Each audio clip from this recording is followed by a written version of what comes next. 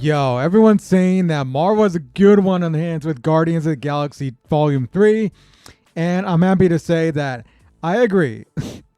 I thought Volume 3 of Guardians of the Galaxy was pretty good. I think with this being, I guess, the last Guardians of the Galaxy movie, I think they go out with a good note here.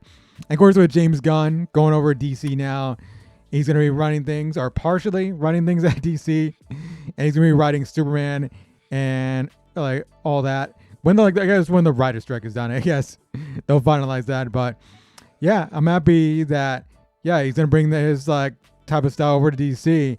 And with Guardians of the Galaxy Volume 3, though, I thought he brought a lot of heart to this one, and I thought it was good. And I would say this is definitely a positive for Marvel with the last recent, like the last recent few movies. Now, I haven't hated like the last few movies. I would say with like Ant-Man Quantumania, I thought it was mid. As like the kids say it nowadays, it's mid. It's pretty mid. I really like Black Panther: Wakanda Forever, and before that, Thor: Love and Thunder, kind of in like the mid range, just like Ant-Man and the Wasp: Quantumania. But I still kind of dug that like sort of. But yeah, but with Guardians of the Galaxy Volume 3, I thought it was good. I wouldn't quite say it was better than like No Way Home or Black Panther: Wakanda Forever, but I thought it was really good. I thought it was a good positive movie for what we got right here. And I thought the characters were really good in the movie, like all the actors with the characters in here. I thought they were good. But it's definitely Rocket's story, like Rocket Raccoon. And yeah, it's definitely a story. And I think like they hit you, like James Gunn hits you with the heart in the flashbacks. And that's no like spoiler because they do give it to you in the trailers that there are flashbacks for when Rocket was young and he was experimented on by this like the High Evolutionary, the villain of the movie.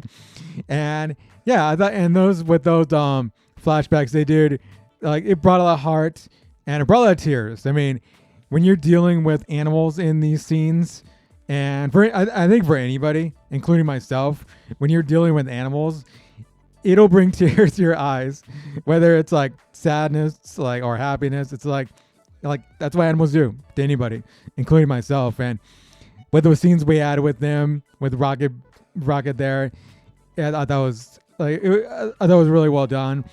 But there's like animal cruelty, of course, in here too, which with the kids, like I don't know if kids are sensitive to, or if you're sensitive, I don't know. Maybe it's gonna hurt you. Like it hurt me, but I think it was purposeful in the movie.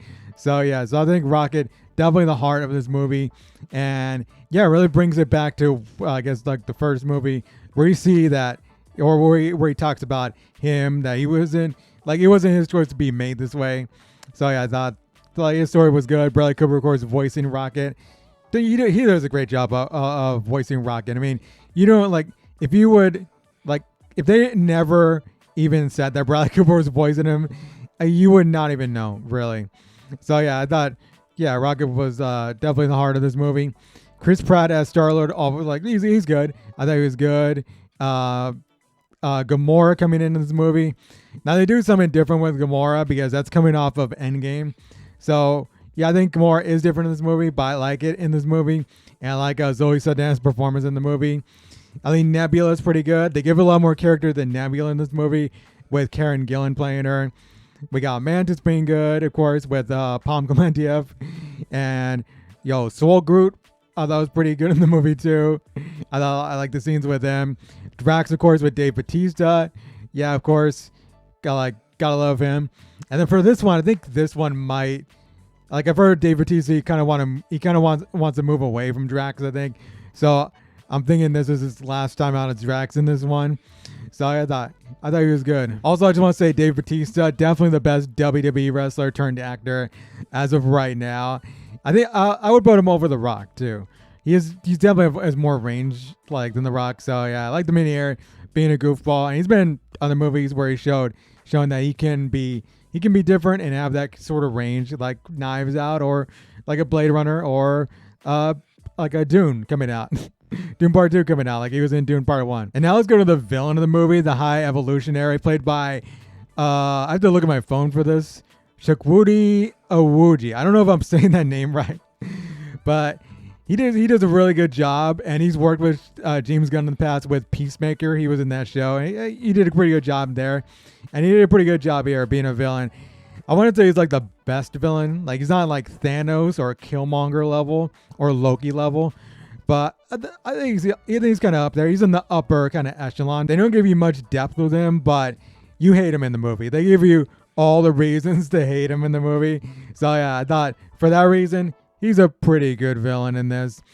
And I can't say the same for Adam Warlock though, played by Will Poulter. I feel like he was hyped up, especially from the last Guardians of the Galaxy, which was kind of a while ago. I would say it's kind of a while ago because I remember, like, I'm just remembering the after credit scene to that, and the hype I'm up like to what we got here. I just was a bit disappointed with his character in this movie, the way he was used in the movie. I didn't really quite like. So he's definitely one of the negatives in this movie. And yeah, but there's not a lot of negatives I can say about the movie. I thought most of the movie was pretty good with the action being, I thought the action was pretty fun with like the soundtrack. It's always going to be good in a Guardians of the Galaxy movie. I would say though, I mean, there's one thing that almost happens near the end of the movie, and it almost happens. It doesn't quite happen the way it looked like it was going to happen, but it almost happened, and I would have hated it. Like, I was fuming because I think, like, if this thing would have happened in the movie, it would have ruined it for me. It would have ruined the whole movie for me. I was like, no, you don't do this. Please do not do this. This is not, like, it does not make sense. And thankfully it did not happen, because yeah, it definitely would have ruined it for me. It would have ruined the whole movie for me, but it didn't happen.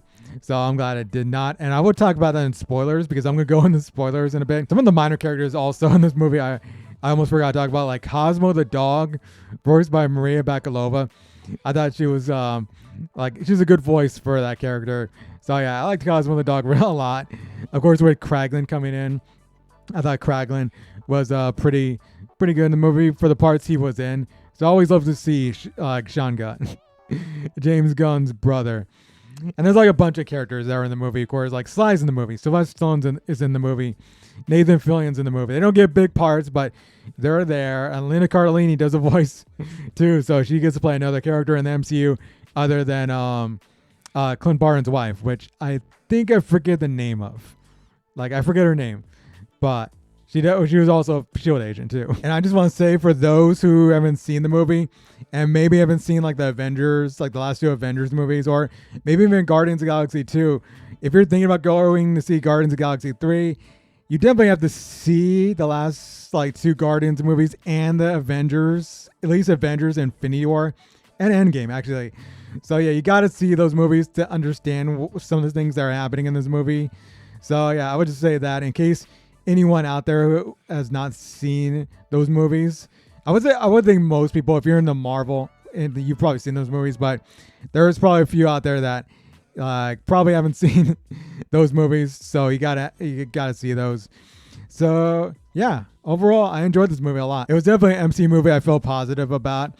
I would say it's second best in the Guardians of the Galaxy movies. I would say the first one, then you got Volume 3, Volume 2, which I actually like Volume 2. Like, I don't hate it. A lot of people kind of dislike it. I think a lot of people would think he was kind of like in the mid-range, but I actually enjoyed it. Like, it wasn't the best. There are pacing problems in the movie, but I thought it was pretty good.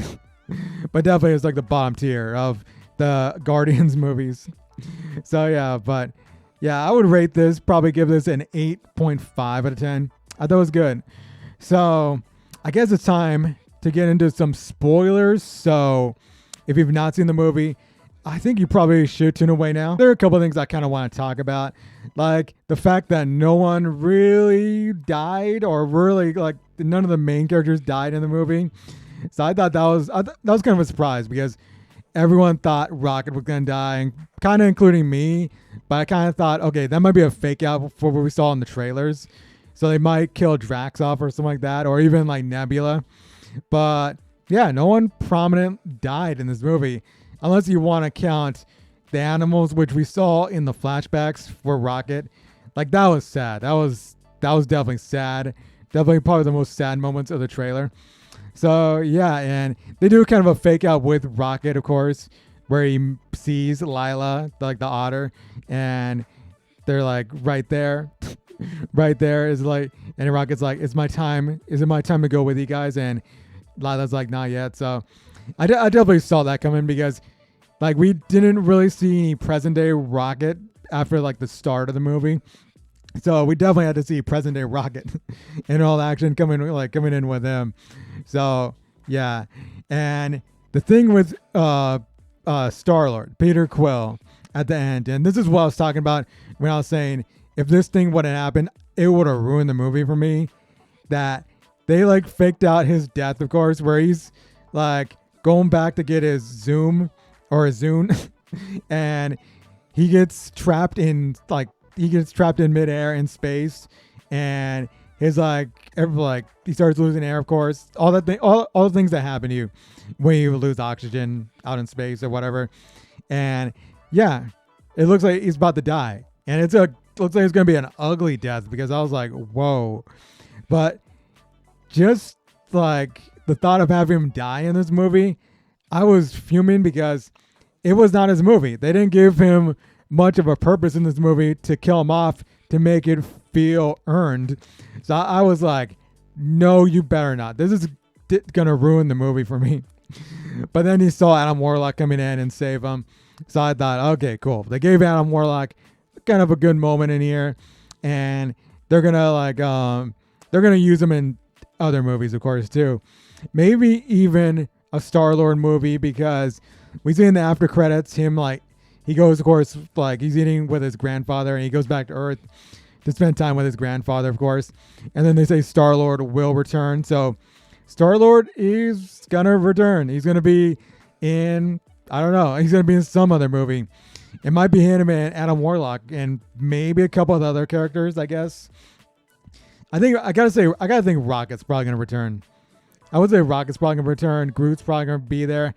I don't know. It's so weird because they say that this is the last Guardians of the Galaxy movie, but I can see just about a few of these characters returning, like Star-Lord, even Gamora, because they kind of let that go where you kind of feel like, oh, Star-Lord and Gamora can get back together somehow at the end of this movie, but they don't really. Like Gamora goes back with the Ravagers.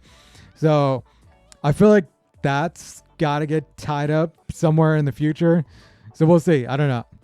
It's kind of a mystery, but we do know that, yeah, Star-Lord, Chris Pratt is returning for some other movie. And that's kind of cool. He actually might be on Earth.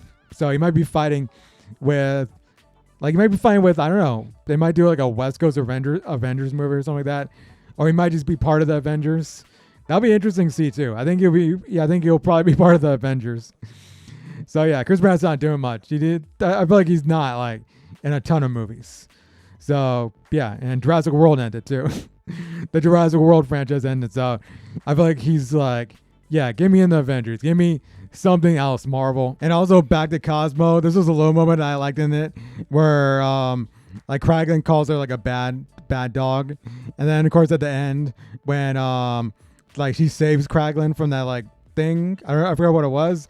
But when she saves him, he's like, he's a good dog. Or I don't know, but is it a male dog or a female dog? I don't even know. I thought I heard it was a male dog with a female Russian voice or something like that. So yeah, I thought that little moment was cool. I thought it was cute. Yo, Cosmo was cool in this. I thought it was awesome, or she was awesome. The dog Cosmo was awesome. All right, but yeah, I like this movie. I like the movie a lot. So yeah, you can tell me what you thought about it. You've seen it probably if you've stayed this long in the review. So yeah, tell me your thought about it. And yeah, you can check out the rest of my channel for more movie stuff and all that. I'll definitely do more movie reviews with the summer movie season coming up, and there's gonna be a lot coming out. But yeah, until next time, I'll see y'all later. Brabble out.